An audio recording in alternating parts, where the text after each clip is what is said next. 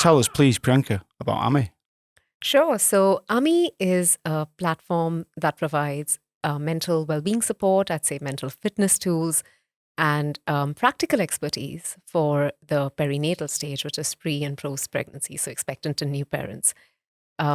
We have multidisciplinary experts who deliver sessions and who people can access. So these multidisciplinary experts could be from mental health and well-being for parents, but also for children, and a scalable digital platform for mental well-being and mental fitness as well. And Co.Lab is a platform to help educators and mental health practitioners to tackle the mental health crisis in children and young people. Welcome, guys. Thank you very Good much. to be here. Yeah. So let's start with Ammi. Ammi came about due to some significant life events for you, if that's right, Priyanka. Could you elaborate on that? Sure, that's right. So early 2020, I, was living life as you do pre-COVID. Had a very high-pressure, well-paid, high-pressure job. 2 kids, who needed me, and a husband who's also very busy. And then what ended up happening is pre-lockdown, he got really sick with COVID.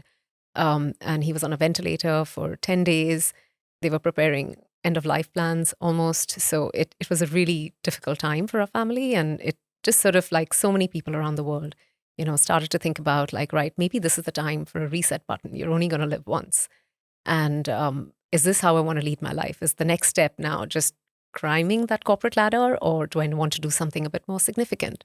So a few months later, I actually resigned from my role and decided that I needed to find my passion and pursue that. And that's really where I sort of then got into applying for Zinc, actually, for the program. And the cohort there, the focus and the mission was children and young people's mental health. And within that, as I was researching the space, I was thinking, like, where do you start with children and young people? You start with the parents, really. And those first few years of life are extremely significant to their physical, but also their emotional health as adults. And as I sort of got into that, and talking to mums at that phase, I was reminded of my own struggles. So my kids are a lot older now, they're 11 and 9, but I had a really hard time. When I had my kids, I was anxious, I was alone. There was a real sense of isolation. And that's a struggle with a lot of mums. And I really do feel for that cohort. And yes, I researched the space and, found that I really felt for that particular audience, the women who were struggling. And as I spoke to them more, it reminded me of my own struggles. And it reminded me of the trauma that I had. I had a traumatic birth. I had a lot of anxiety and things that I never really dealt with, And after a few years pass, you look back and think, gosh, if I had done things differently, would that have changed things for our family and the way that, we function today? And I just want to make sure that I can offer that support to women who are going through something similar. So that's sort of like how I decided to come up with Ammi and, providing that support structure for them when they don't have it. And where does the name Ammi come from? So it's a great story, actually. I didn't come up with it. I can't take credit. It was a friend.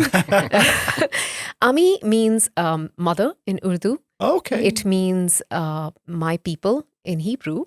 It means friend in French. It means to me in Spanish.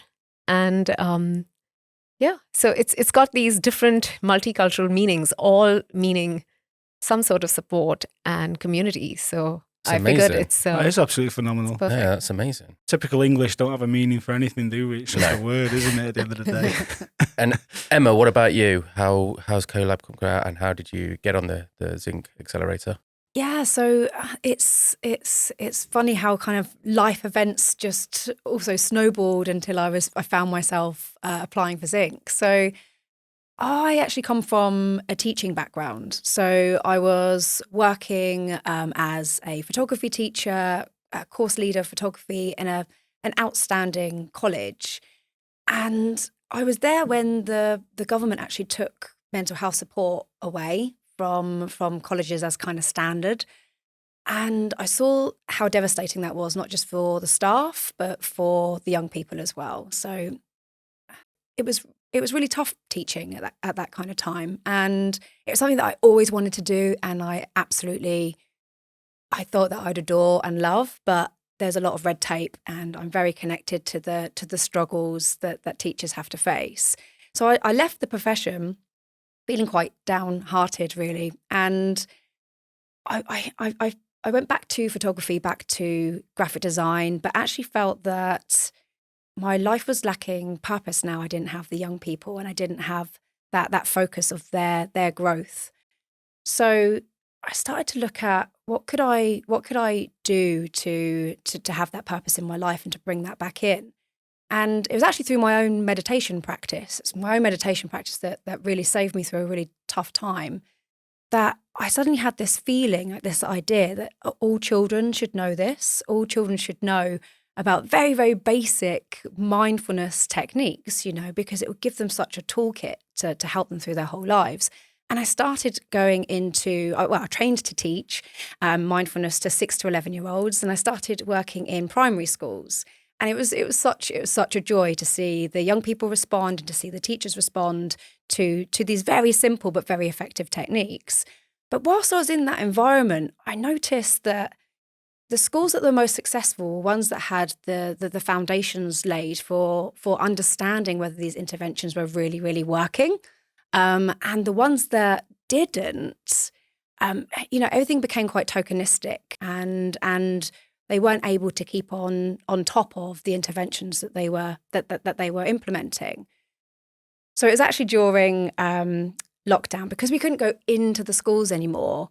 We started to make videos, so like a video course of the mindfulness for the teachers to use with their students, and it was fantastic because it meant that we had so much more reach. Rather than an individual going into one school, the capacity, we've got a ceiling, So realizing the effects of digital, like the impact that digital can have, I was really keen to kind of stay in this area and keep working with digital and in education. And Zinc actually kind of came to me. So they were looking for women in tech.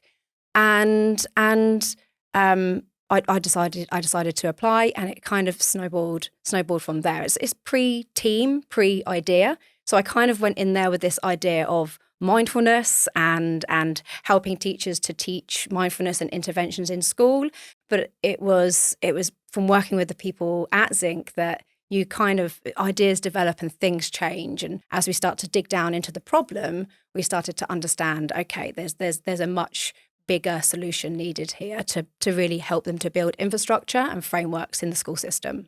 So I think the big thing, what I'd like to look at here is, or make note of, is the important element of your business here as a whole and your platform is prevention from a mental health point of view, right? Rather than the cure of what is basically mental health sickness. Yeah. And a lot of the people that were on the Zinc program very focused on the kind of on the cure, on finding the problem or the diagnosis, and then what can we do to help to cure that, whether it's young people not getting enough sleep or young people not in the right type of work. Is this what's causing the mental health epidemic?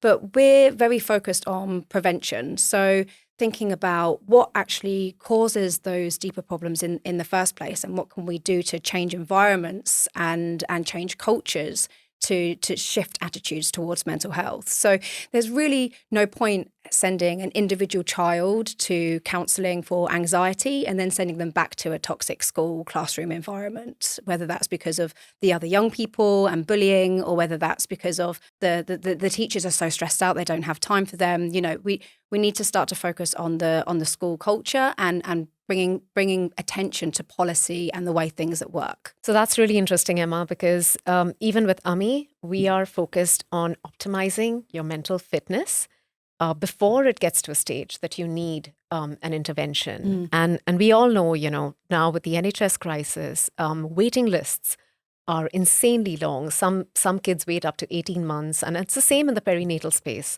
Even though they are building out perinatal teams in various areas, not a lot of people still have access. And you have to be above a certain clinical threshold to even get the help. So what if we actually intervened earlier? And, as people were on the cusp, you give them some tools, and then the system could be actually used for those who desperately need it. Yeah. So there is definitely a case and an argument, and I think healthcare in general is moving towards the prevention space.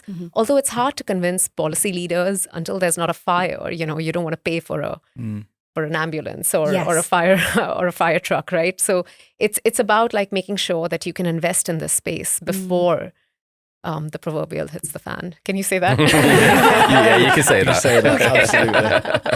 All right. I think that's what's really interesting, because that's what we're trying to do with Co.Lab, is to really collect a lot of data around how prevention is working and the types of prevention that's really working in schools and what healthcare professionals are doing. So how can we measure impact rather than just kind of like counting beans, so counting how many students have we seen, counting how many people attended that workshop. No, what was actually good about that workshop? How can we improve it? How can we improve the service as a whole, and really start to understand how to shift this conversation from this sickness model, this diagnosis of like this child is anxious, to prevention, like treating everybody as if they,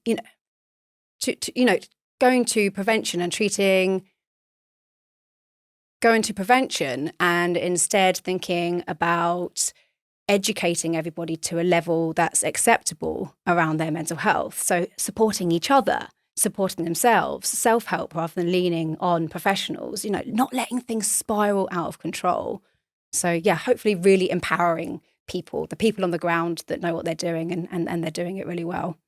It's interesting there, because you've got a significant age gap, haven't you, in the sort of the children or the young adults, so to speak, that you are supporting here, or what Co.Lab are doing from a business model point of view. You're talking primary school age, are we? 4, 5, 6? Yes. Through to college, pre-university? All the way through to college. So the platform is kind of designed for the professionals to use. So it's not the young people logging on and right. using. Yep. So it's about enabling the educator and the practitioner, the mental health practitioner, to collaborate and communicate on the platform and to understand what's working and what they need to do to improve. And to also to connect schools and connect communities so that they can see what's working in best practice and how can they mirror that, so that we're across the nation seeing this influx of best practice and supporting each other.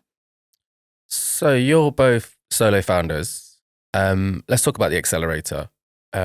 What's the benefits of being on the Accelerator? And I guess what were the negative parts of that Accelerator? Look, with any program like this, I think you have to go in and manage your expectations on what you can gain from it and sort of take from there. I think I tend to be pretty positive in terms of like what that experience is. And I think even though I didn't get the investment as a solo founder, I think I got a lot out of it. Like things like, how do you think about the lean startup process? The whole, even though I came from a business background, I worked in like large corporates where, there's a lot of analysis paralysis and a lot of navel gazing with like decisions, right? But what the Accelerator did was, you kind of like test, fail, iterate. Test, fail, iterate, and then work with the users, work with your audience to really get down to what the issue is, and sort of peel back the layers to find out, the whys, as you say, the 5 whys, and ask that question, why and why and why, and then you get your root cause, and then you can work on that root cause. So it was great in terms of the cohort. Obviously, I ended up meeting people from different walks of life, different backgrounds, which was fantastic. We ended up being connected to a lot of investors and academics and entrepreneurs in this space. So I think there's a definite benefit to doing it. I think if you go in there with an expectation that you will come out with the answers to all of your business problems, then that's just unreasonable. Or that you will find the co-founder of your dreams, So not everybody does. And it really is a matter of chance. If you do end up finding someone who's perfect for you in that pool of like 60 to 70 people, it's not always the case. So I think you have to go in there with that expectation that some things you may not get, but it will set you off on a path if you want to take it on building your business. I found it really interesting that we were digging down into the problem so much, and because it's such a heavy problem, that children and young people's mental health. it did feel really, really heavy at times, because we're really focused on kind of what's wrong with the world, and how, rather than before we could move into how we could fix it, we really had to like zoom in close on that. So found it quite tough emotionally, but at the same time really motivating. And I liked getting down into the problems of things. Like, okay, so but what are your biggest problems? How can we solve them for you? What does that look like in a tech sense? And actually starting to work with people and facilitate and co-create, rather than thinking that I had all the answers as a founder. Is the intention of the sort of the cohort, so to speak, to find a co-founder? Is that the whole purpose of why you put together? So, the way that I frame it is it's Love Island meets Dragon's Den, right? You're meant to come up with your, your business idea and find the co-founder all at the same time. So it's a lot. It's a lot to take on. And, if you do find it, that's golden, right? Like if you find someone who has the same passion and the complementary skill set as you, and you get on like house on fire, then amazing. But, there's just a few people who manage to make that perfect match. I didn't find a co-founder on the team. I actually found my co-founder was a fellow. So it was someone that was coming in to speak to the cohort about mental health, and we just hit it off. I'll take the teacher. So I'll take the teacher, please. I'll take the teacher. So we hit it off. We had like similar passions in similar area. He was from healthcare. I'm from like education. So it felt like a perfect match. But unfortunately, as things kind of unfolded, there was, because we didn't know what we were going to create. Right, we're making this. We're from a very human-centered design point.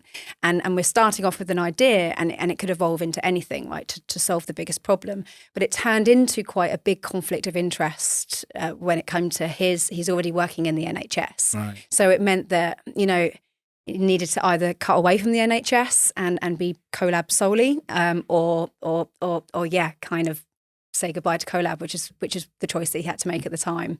It's tough as well. And you guys are at that early start of the journey, and you're talking about your co-founder where he either leaves a job and jumps in, and it's how have you found that? Like it's tough, obviously, balancing family life, trying to bring some income in, trying to build this. Like Priyanka, let's talk about that. Like you said, it's hard. It's really hard. I have 2 kids, as I've already alluded to. So, being a mom itself can be a full-time job, but you've got to hustle as well if you haven't got the funding yet. And if you're bootstrapping, it means that you take on some work part-time to, sort of help you get by and fund the business. So that's essentially what we're doing. But I think, again, like, I may, not to say that it's not hard, and not to only put a positive spin on it, but it does help ensure that you're building a business that's right, and I think it comes back to the fundamentals. We're gone are the days when, like, money was being pumped into businesses with saying, oh, the eyeballs will come, and then the money will come. It's back to the fundamentals. So I think when you're bootstrapping, what ends up happening is you really start to think about that. Like, what's your revenue? And how are you going to actually make money? Because the best money really is customers paying for your product, rather than like taking money and giving equity away. So if you can start to think about actual revenue generation, actual metrics, then that helps you. So I think it is hard, but it's forced me, at least, to really examine the fundamentals of the business. And am I building something that's right? Yeah, and we're looking at how we can make revenue with our MVP product at the moment. So everything with our MVP, which is our minimal viable product, we're kind of mimicking the intelligence of the system that we've prototyped with our human experience and hands-on in the background, right? So what can we kind of sell to bring in revenue within that service? And that's really tricky because we want to charge a price point that works for our customer, but it's actually so human heavy compared to what it will be when it's a SaaS system, which is, it doesn't matter how many users we've got or how many reports we need to push a button for, but when we're writing the reports ourselves, it's really, really tricky to be able to fit in all of that workload for a price that's going to match what they can afford. What challenges have you got with that transition period of moving from a human-centric and human-heavy sort of element through to a SaaS product, so to speak? So we've designed our prototype with Nuon, and that's what we're fundraising for now, is to build that prototype out. So the minimal viable product, which is just a bit scrappy, I've got to say, compared to what the NHS are using in some of their other platforms, it's actually quite gorgeous. And it works really well. But for us, we know what it's going to be. So we're really excited about shifting that. I mean, the challenge is going to be shifting the data and the users that are already on the platform into the new system and the new platform, because it's going to be a completely different style of backend. So. Amazing. And the business model for Ammi, how was that structured? So basically, Ammi, just to tell you a little bit about the product itself, Ammi is a scalable digital platform that has on-demand tools for well-being. There's a bit of coaching built in there as well. So imagine a coach in your pocket, right? So for, let's say, a mom who's, just become a mom, and she used to be this like independent woman. There's a lot going on, not just, from your body standpoint, but also in your mind about like who you are and like who you're becoming and what's important to you. So what Ammi does through these, tools is, which you can listen to, while you're breastfeeding in the middle of the night, or, when you're kind of feeding your baby or doing something around the house. You just pop this in, you listen a bit of content, and then you can engage with it. You can fill in your notes, or you can just sort of interact with it, and it'll help guide you. But equally, we also have the option to tap into experts, and that's where the premium subscription comes in. So we are looking at subscription models, or and it's very early stage, so we don't know in what way it's really going to go yet. But subscription is definitely one avenue. Another could be you could buy like a package of hours of hours of expertise as well. So that's how we're thinking about it, is with the multidisciplinary experts, we another issue that, people have in this phase in their lives is they're so busy solving for the daily sort of issues of like, right, my baby's sick, what do I do? Or like, I'm not recovering well, like how do I take care of this? So there's a lot of practical stuff that adds to the anxiety. So the idea was to provide this holistic one-stop shop where, you can access help for the issues when you need it, and then you can pay for it as you go. I think this is very interesting also for organizations that are looking to elevate their women employees, and this is big in the corporate agenda as well. So, from a B2B standpoint, there are a few companies who are starting to do this now in the UK, and that could be really interesting. Is if companies wanted to offer this to women who are going on maternity as a benefit, because right now the process is pretty dry for most companies. You fill in your maternity form, you live, okay, see you when you're back, maybe keep in touch 10 days a year, so it feels a bit cut and dry. And this could be something that could be quite the differentiator for retention of women employees as well. Is it focused purely on mums, or is there an element for dads as well? Yeah, that's I get asked this a lot, and I think the question, and it's definitely something that would be on the roadmap. I think when we're starting out, you have to start with like absolutely somewhere. We'd love to, and you can't disconnect dads from this. That's for sure. So we do get asked this a lot. I think it could actually be used by either party. It is now, for now, it's, when we're looking at launching, we're kind of like, right, this is probably the core market. And as we build, we can start to incorporate those elements. There's different users, aren't there? And different personas and different attitudes. And you've got to do your research and how to engage with them. So that definitely makes sense. My question, I guess, is to talk about price, cost. Like, it's a question that comes up quite a lot, is what do I charge? Emma, what's your thoughts on that? How have you come across thinking about what price point to charge? Yeah, we've been looking at price points and thinking about, okay, so do we do it per user or per borough or per who's going to be the actual person that's paying for this? it definitely can't be schools. We need schools to have access to this no matter what, as a freemium model, and then maybe they'll have some extras that they can purchase as well in the future. So we're going to charge to the NHS, so the mental health practitioners that are going into the schools. Say one mental health practitioner might actually have 7 schools, so that's 8 licenses in total charged to the mental health support teams within the NHS, and they have a ring-fenced budget for that. So the whole school approach is one of their key functions, and they need to track and measure the effectiveness of the whole school approach within schools. And it's actually something that Public Health England have developed, the idea of the whole school approach.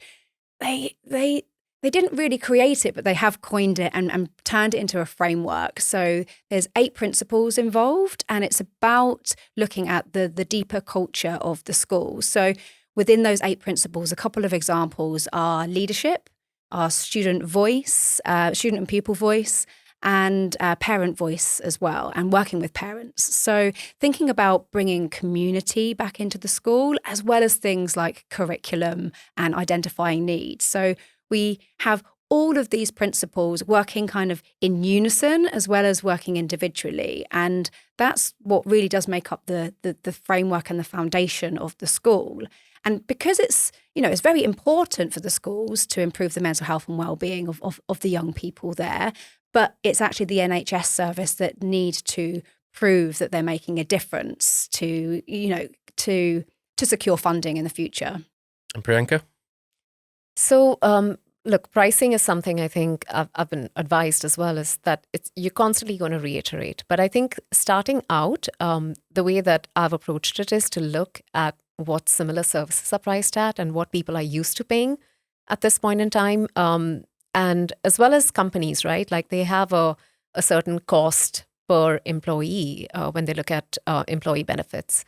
And you need to be competitive within that space. And again, the beauty of this is these are digital well-being tools. There might be some out there, but there's none really being offered that target this specific segment. So, a Calm or a Headspace is great for, generic well-being.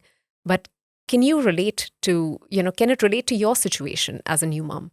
So when it comes to pricing, again, there are, where therapy at the moment costs 150 quid almost per session, here you're looking at a whole different price point. And as well as with the multidisciplinary experts we talk about, because they can answer queries on their own time, they're not asking people to show up at a certain location, the pricing tends to become a lot competitive. So that's sort of the direction in which we're heading, is to make it more competitive than what's out there already and benchmarking against those prices.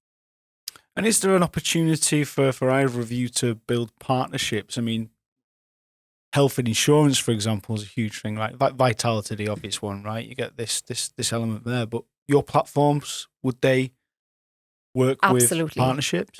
Definitely in the case of Ammi, it's again, because we're looking at optimizing well-being, Yep. It means that it could have an impact on the number of claims that come their way for mental health, because that is something that gets covered under health insurance. Right now, I think it's about 12% of the UK population that has health insurance, but this number is growing, and we're going in that direction of privatization. So there is a benefit to insurance companies for sure. Yeah, the same with Co.Lab. There's so much opportunity for collaboration and for bringing companies like, well, we've been actually co-creating some content with Bernardo's quite recently. Oh, amazing. So linking what they do into our system. So the Co.Lab system actually helps the school to understand where they are on that whole school approach journey. So we're showing them content that's user generated at the moment, but we have the odd kind of thing from Bernardo's and other companies that are contributing too. But it's showing them the right content at the right time, rather than this like sea of there's just so much out there that schools are bombarded and they're being sold to all the time. But if they're being shown the right thing at the right time, then they're more likely to action it and stick to it. So yeah, there'll be room for a lot more of this as well. So collaborating with Mind is on the cards. So let's talk about the idea. Let's talk about what validation you've done so far, Priyanka. So, it's a constant process of validation. As soon as I decided to like put my feet into it, I said the first thing I need to do is get a community of moms together and learn from them. So what we started to do was offer free online workshops, roping in different experts who, by the way, so far have all showed up for free on my sessions. So I've had pediatricians, I've had obstetricians, I've had life coaches. Last night we did a one on sleep coaching and, with a sleep expert and a pediatric nurse. And basically just completely sort of on a, like reaching out to mums networks, zero marketing spend and saying, I'm offering this. Do you want to show up? And what that's helped me do is now we're up to over 400 mums who are part of the Ammi community and have signed up and who show up to these sessions. And after every session, I have a feedback form. And I make sure they fill in this feedback form at the session because later you never get anyone to do this, right? So in the feedback form, I'm asking all sorts of questions like what topics are of interest? Like where are the big gaps? How do you want this content presented to you? Is it, pre-recorded content? So asynchronous, synchronous, one-to-one, group. So I've got a ton of data now on that. So that's on that piece. And then on the other side, with Nuom again, we have developed a prototype which has gone through 2 rounds of user testing. And again, I tapped into the Ammi community to get real life moms who aren't my friends to, show up and interview and go through the prototype and give us feedback. And we've been through 4 iterations of this prototype now. And we've also run a 2-week trial on the content with therapists to see if there's been any improvement or in their well-being. So we know that, we have some data here to show that it works and it's what users want. I think I have to go right the way back to when I was on Zinc. So, my co-founder and I at the time, Dale, we were really stuck on prevention. So it's like it has to be where do you start? Do you start with school? Do you start with parenting? It's so hard to find that starting point. But for us, it just had to be education. So within education, how on earth, how do we start to tackle this gigantic beast? What is there to do? How can we get schools on board with this idea? And it was then that we learned about the mental health support teams. They're a really, really new NHS service, right? And they're working with schools and going into schools to deliver psychoeducation and to help them to track, measure and understand their whole school approach to mental health and well-being. So we've connected to these teams and we're like, wow, this is a new service. They're doing great. What a fantastic idea. But what are their biggest problems? What are they struggling with? And how can we help them to deliver this in a really streamlined way, a systematic way? And it was from working with mainly East London Foundation Trust, actually, that we were able to dig down to understand they were having real difficulty sharing even within their team what they had already done. So practitioners were creating content, so whether that's a presentation to deliver to young people or handouts, and then finding it really difficult to even share it with their colleagues or to have it on. They have a Z drive, which is a really old computer in the corner where everybody just uploads their files. Everything's lost. They don't know how to share. It's this is a really, really simple problem that we can I help looked them over solve. there, by the way. Sorry, just for that one list there, Emma pointed to the corner of the room when I sort of turned around. I wonder where that Z drive is. Sorry to interrupt. But yeah, so on the Z drive, it's this is not acceptable. We need to bring this into the future, into the now at least even. So what if we could not only help you to share amongst yourselves and amongst that area, but then we could help you to share nationally? Imagine sharing best practice with all of your neighbours, and then imagine if schools could share their best practice as well. So you've got the educators and the practitioners, everybody uploading this content. So it's become this really amazing user-generated resource for everybody to tap into. So identifying the problems and then kind of creating solutions from there. That's been my favourite part of the project, actually. Then we've created the minimal viable product, which is, like I said, scrappy but still good in comparison to other NHS software.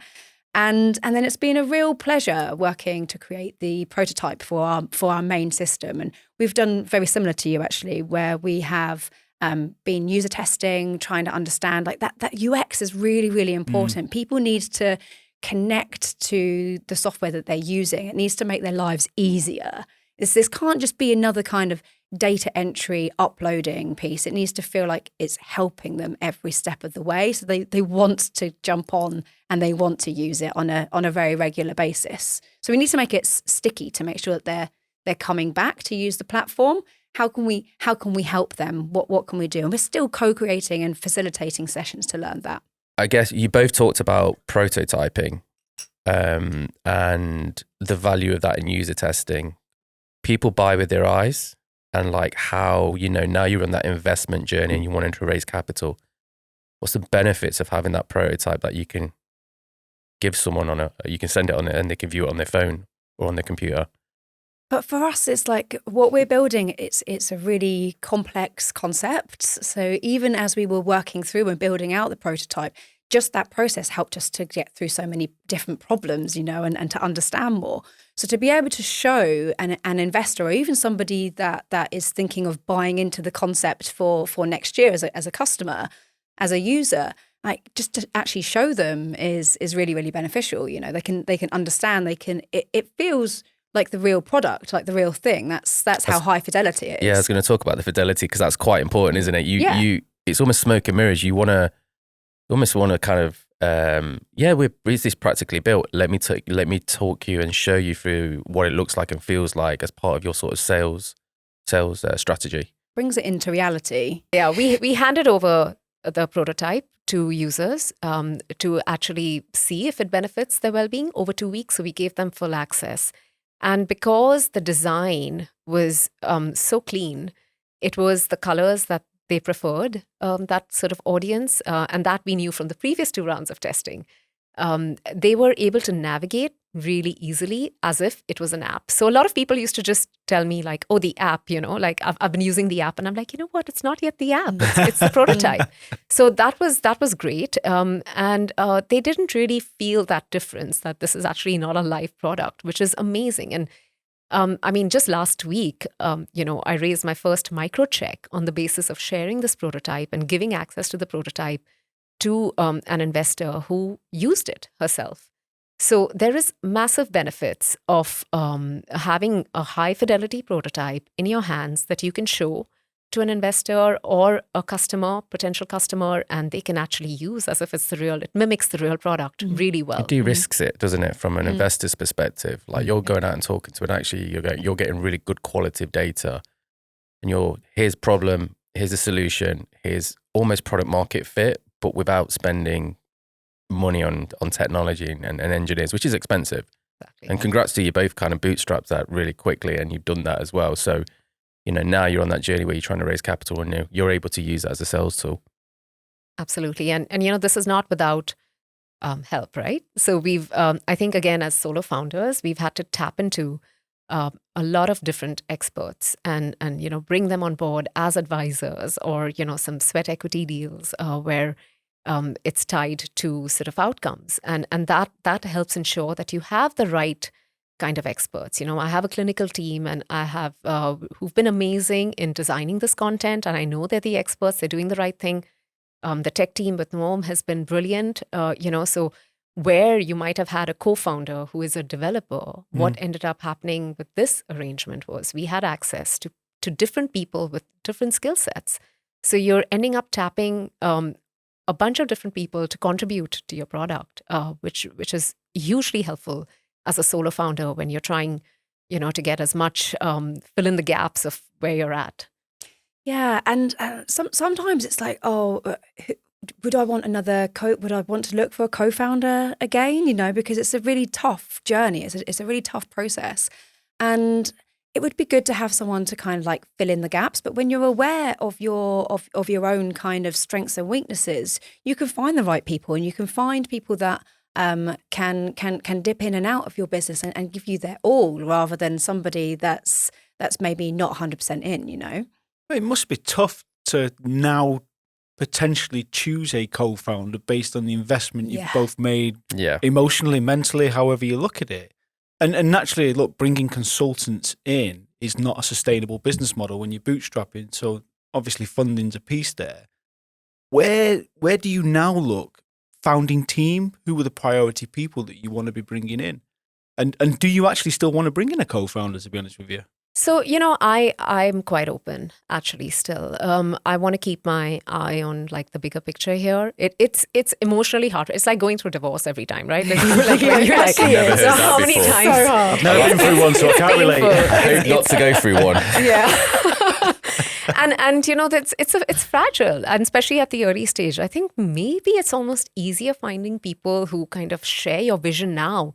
It's almost harder at the beginning when you don't know what you're building. Yeah. And then, when you do get to a point where you might have different views, but, when you're a little bit ahead and you have a vision, somebody who comes on board. So I would still be quite open to that. I'm aware that I can't do everything alone. But if I don't find one, I think the strategy very much will be to continue to tap on people until the funding comes in. Mm-hmm. And once we have the funding, then, the founding team could be a mix of some salary. It may not be market salary at the beginning, but then that compensates with long-term equity deals. So that's one way of going about that. I'd be really keen to, rather than finding a founder now, I mean, if the right person comes along, it's about like meeting a partner. If the right person comes along, then Sweeps why you not? off your feet. Yeah. I can't imagine. I mean, it essentially used the dating term, didn't you, from the Zinc Capital Venture sort of type piece there, and there's almost human nature to mask who you really are, aren't you, for a certain period of time, the honeymoon period, so to speak. Yeah, and that's what's difficult when you meet someone is like, are you being yourself, or is this just your shiny, glossy The whole version? problem with interviewing, by the way, isn't it? Let's hire someone who's potentially going to be nurturing and looking after and driving this business forward over 2, 3, 4 interviews, however it might work. So. Yeah. But also it forces you to look at yourself. Of course. Right? Yeah. Because again, with the Zinc process, they used to try to mitigate for this risk of people presenting their shiny selves by like making you work really intensely together for like until you 2-3 break. days, until you break, right? So again, I'm telling you, it's the best social experiment out there. They should film it, They should so film it. It would be really interesting. Yeah, but there's so much self-discovery that happens. It's like, right,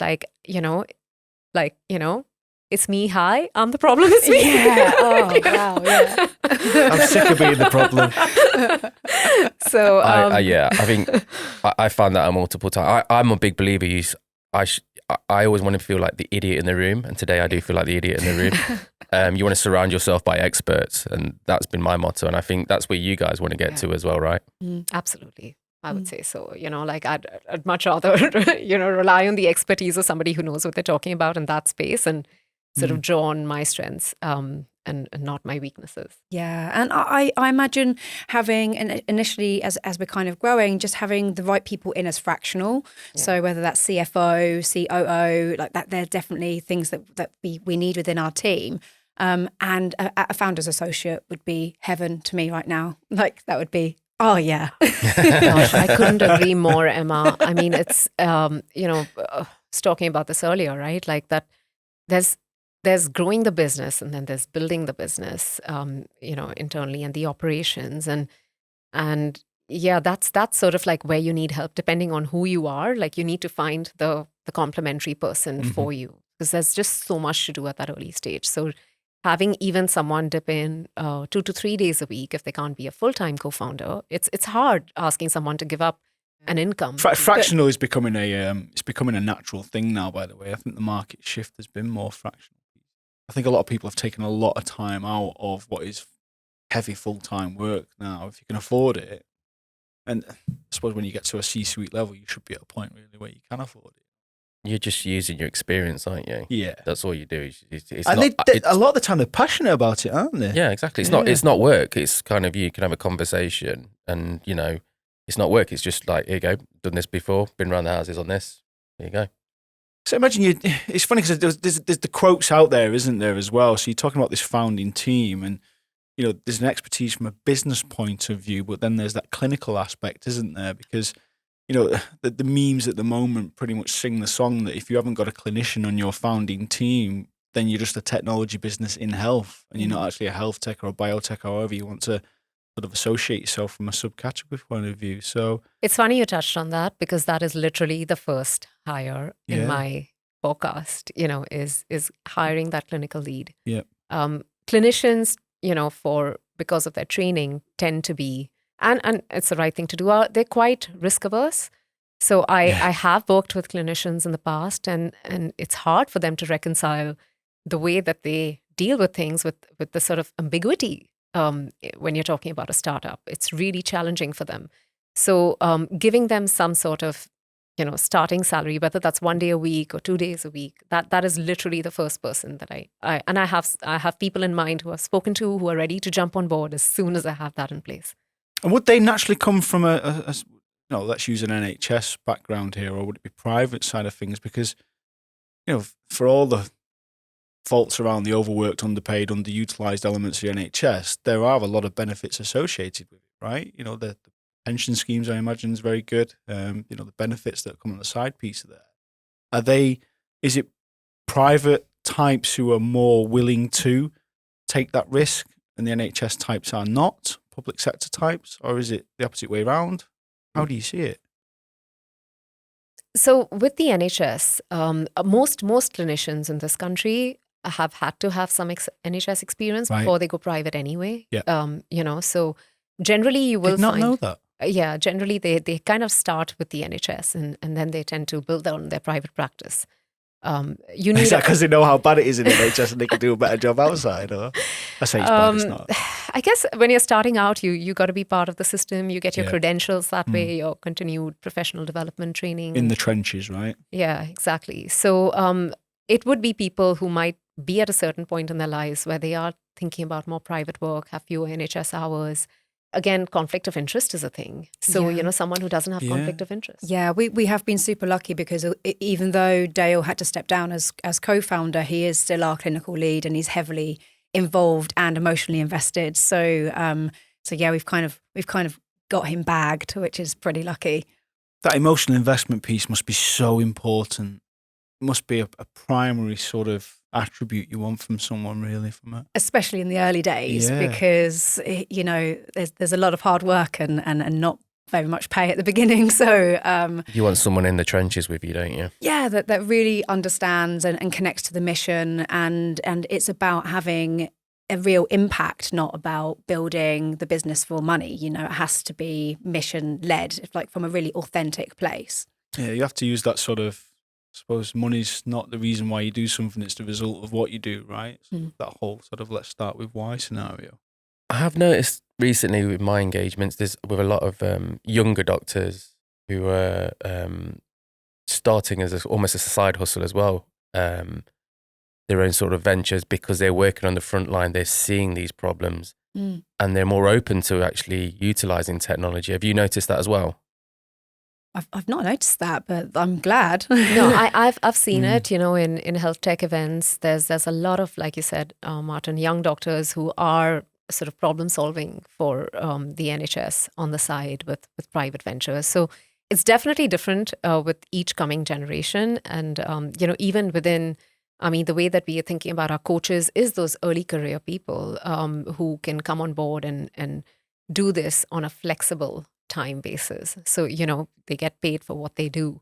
So for example, like one session. And so it's not a full-time employee, but it would start, and again, with a more contractor type engagement. There are also a lot of them on TikTok. yes. It's the age of innovation, though, isn't it? At the end of the day, and they, look, jokes aside, on the sort of the younger generation, wanting to be on the front line of these pieces here because they've seen those problems. It's down to the fact that they have the power to change these things now. They do, but also they're, like you were talking about pay earlier. It's another income stream. If they're on TikTok, they're giving out some value and advice. They're like, fair play to them. They're hustling and they're using the platforms. I'm clearly using the wrong TikTok streams because all mine are about cat videos. And I think there's an algorithm in there. I know it must be. I'm too late. I keep finding myself, 5 minutes scrolling turns into 5 hours of And now I know what everyone's cat does for a living. It's great. We want the ambition of the business. where you see it. Let's not use the 5-year scenario, but let's talk about the ambition for the business. But at the same time, and naturally funding, we want to bring in that. What do you want from an investor? Mm-hmm. What does your ideal investor look like, so to speak? Priyanka, what about from your perspective in terms of the? Yeah, I'm thinking. I mean, those are great points. I was thinking about where we're at. I suppose they're investors really taking a punt on us as individuals. So it's like they want to see if you have the grit and the passion to continue and the skills. So you guys are building a business the old-fashioned way. You're validating your product. You at some point you're going to need to raise investment. So what are you doing currently to go about that? I have been having plenty of conversations with individuals who I think would be interested from an angel investment perspective in the product and in this particular problem. I think it's important to find people, and I've seen this, between one type of person who may not have a personal connection or doesn't really get the problem to someone who, for example, isn't a parent. I see that difference sometimes, or hasn't had experience with this issue. Some people's eyes just light up when I talk about this. But others, see the prototype or hear about the problem. They're like, yeah, this is a huge problem. So they get it. So I think from an investor, what I personally would like is someone who has invested in the mission, who has the money, obviously, and who has the connections as well to connect us to the right people from a business development standpoint, team building standpoint, experts. So that really would be the ideal mix, if there was a matchmaking service. Yeah. Connections are really important for us as well. We feel like we're really well connected and linked in with the NHS. And although they're our kind of paying customer, it would be good to have someone that's deeper within education, So we've kind of almost got Dale in the NHS, and then we need someone that's in education. So if an investor could bring that, I feel that they would really understand where we're coming from and the much bigger mission that's at hand. What can investors expect from you? Because, look, we know what you want, or you know what you want from an investor, but naturally it's them that's got to make that decision to invest. So I think from an investor's perspective, what they can expect is to have some clarity on what the plan is over the next 3 to 6 months, right? Like, what are the metrics that are important for us to prove, whether, that's engagement, whether that's outcomes, and to gather that data, to be able to sell the product, once we're at a point of sort of that final product, sell it. Are you able to sell it?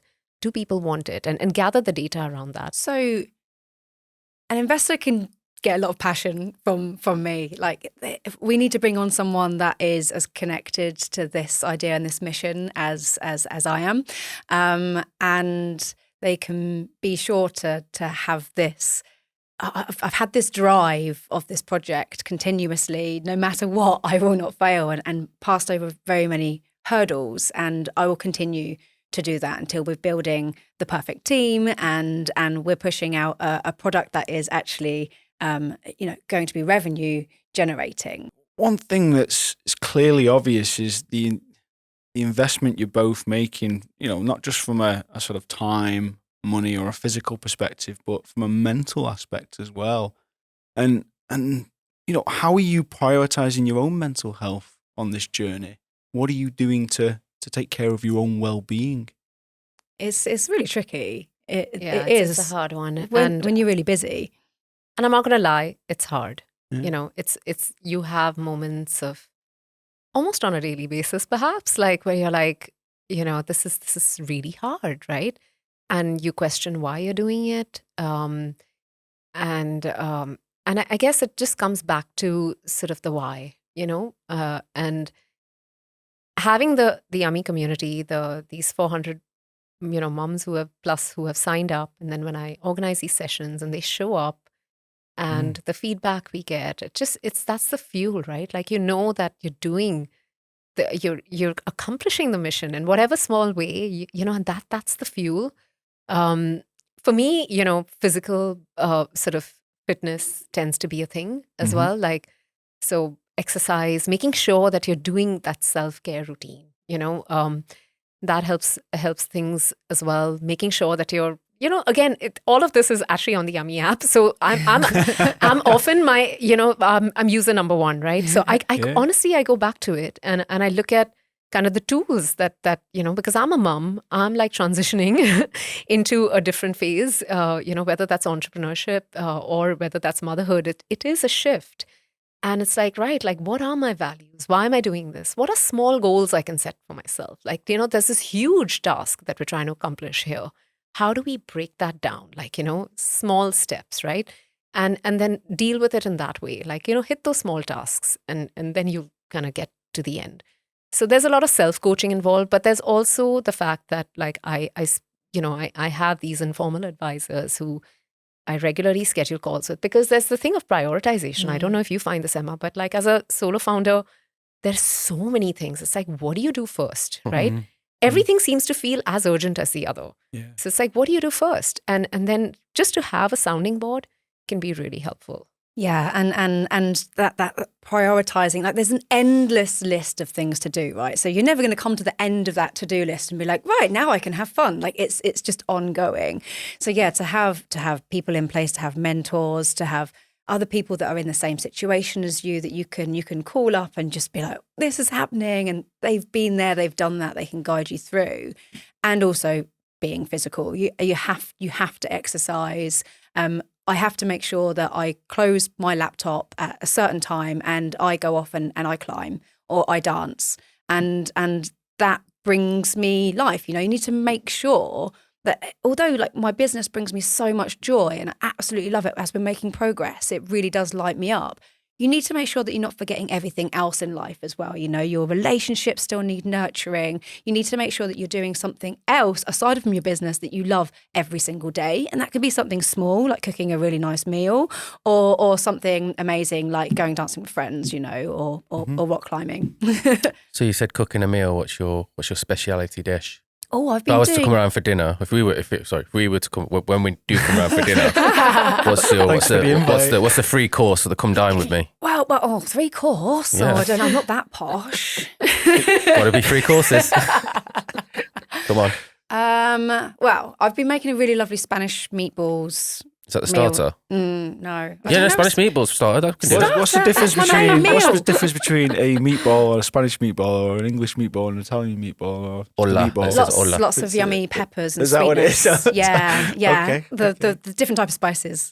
So we're not going to get a starter. We're just going to go. Yeah, I'm not a starter girl. All right, okay, we'll go straight to main then. What's the Spanish meatballs, I do believe. You're not a starter. I wouldn't say that, Emma. Like you're not a starter girl. It's a hard enough problem anyway. Sorry. I think we need to make a point as well. I do think we need to make a point that Emma actually moved from Brighton to Sheffield just for a climbing wall. That is true. I mean, if there's any way to upstitch your life and move to another city or town or wherever you want to look at it, then that's the reason, I right? need more climbing in my life. Yeah. But you talked about it earlier, like you need to, work's work, but you've moved your life to Sheffield. Yeah. Which apparently has the best climbing centres in the world. It does. And the Peak District. So That's you can true. get outside often. And it's not as rainy as Wales. So there's lots of bonuses. Wales. Poor Wales, sorry, Wales. Priyanka, you're not going to get away with it. Me and Phil are going to come to dinner. What are we eating? Ooh, so 3 courses. I am Spaghetti hoops, if we're honestly, going... I'm a big foodie actually, so Yeah. I pretty much cook every night, and I mainly cook for myself. I would say I cook for my family, but if it were up let to me, them so I often starve. I solve my own problem if there's I cook according to my mood. So what would you expect with a 3-course meal? So it depends on what cuisine you're talking about, but I cook Indian food, obviously. That works for me. That yeah. works for you. Absolutely, 100%. I make good Nice one as tacos well. too, Mexican tacos. No, if we'll that's stick with one. Indian. Indian's fine. Yeah. Yeah. Let the Mexicans eat the Mexican tacos. So I'm North Indian by heritage, but I grew up in Bombay, which is like middle to South India. So there's a ton of street food and things in my repertoire. So I would cook some kebabs. Wow. Yes. I would cook some dosa. Like my kids love dosa. I don't know if you know What's like the dosa and that? some. So dosa is it's a rice lentil pancake. Okay. With this dal, which is called sambar, which is South Indian. And for dessert, I would make halwa. Indians don't make good desserts. I don't No, think. I'm not a big fan Just of. a scoop of ice cream yeah. would do me, to be honest with you. But again, I make my favorite Indian dessert, which is like almond badam ka halwa. as we Okay, call it. that's good. Almond halwa. Yeah. So I definitely need to be sampling What this. about- 'cause what about- Clearly, I just turn up to my what is an absolutely amazing curry house, basically, and eat my king prawn nawabi. That's about as far as my Manchester's good. expertise You have the curry mao, don't you? goes. Yeah, Rush Home. Yeah, it's fantastic. It's always very busy as well. Mm. Unbelievable. What about you? What would So I cook? yeah. Starters. You can get no starter with me. You can have a bit of I told you, Emma. a bit of a Bread. yeah, with a bit of olive oil. There you go. Starters is not a male thing. It's definitely that. I'm a salmon guy. I do a decent sort of salmon lemongrass teriyaki type Ooh. piece there Okay. with a bit of. That's what that is. For our listeners, I did a bit of a circle on the desk and pictured a plate. For that one listener, should I say?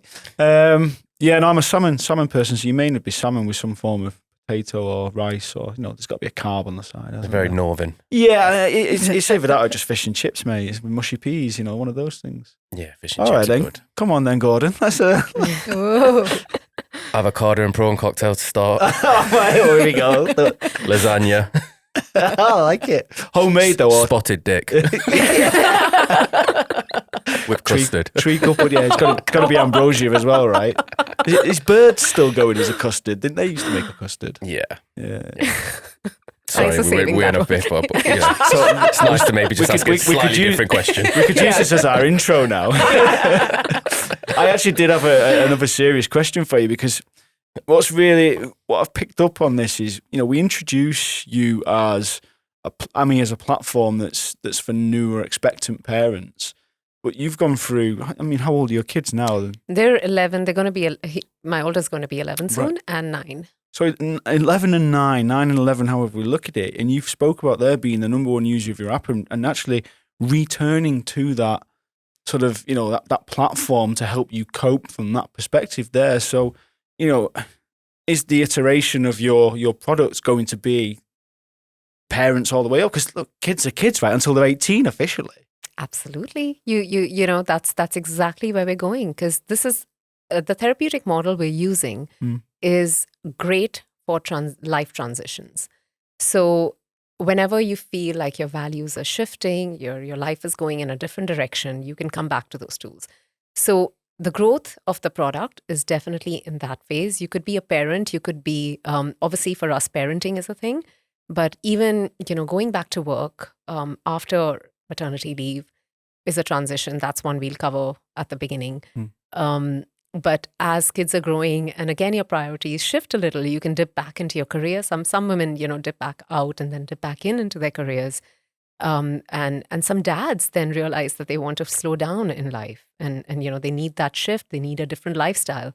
So it's the tools are really suited to parents who are feeling that shift. It's really funny. I feel like I've designed something, with the clinical team here and with the tech team that I'm very much the user, and it's now with the benefit of hindsight, I know that this is something that I would have really benefited from at that phase. Really powerful. Really, really powerful. I still can't believe we're not going to get a starter. So thank you for coming in today. It's been great to hear your story, the grit, the grind, the hustle, and here's to the future. Oh, thank you. It's been such a pleasure. I've had a really good time. Yeah, really appreciate it.